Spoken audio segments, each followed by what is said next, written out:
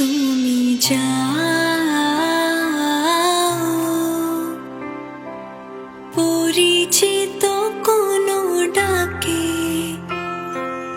বাড়ি ফিরে এসো সন্ধে নামার আগে।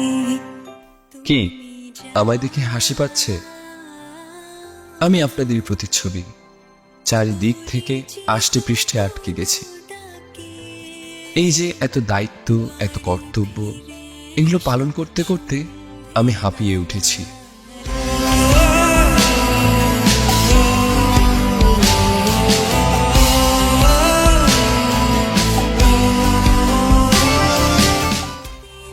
ঠিক একই সময়ে আমার ঘর সামলাচ্ছেন একজন মা, একজন গৃহিণী।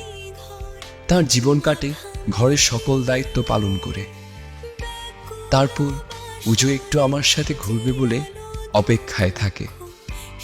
ঘরের সব কাজ একা হাতে সামলে সে সন্ধ্যা নেমে এলে সন্ধ্যা তারাকে সঙ্গী করে আমার পথ চেয়ে বসে থাকে।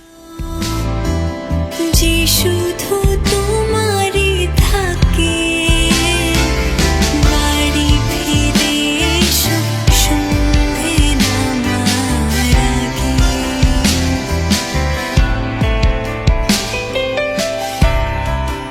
তারপর একদিন এই অসহায়ত্ব আর অপেক্ষার অবসর হয়।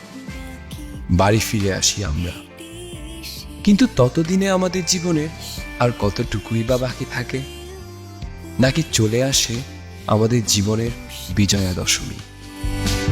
নিভিয়ে দিয়েছি, ফুরিয়ে গিয়েছি, ডুবিয়েছি কত ভেলা। প্রেমিক নাবিক জানে না সাগর, একা রাখা অবহেলা।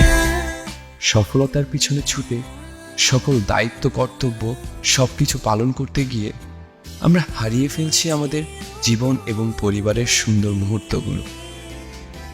একটা সময় গিয়ে এই মুহূর্তগুলোর জন্য আমাদের অনুতাপ হবে।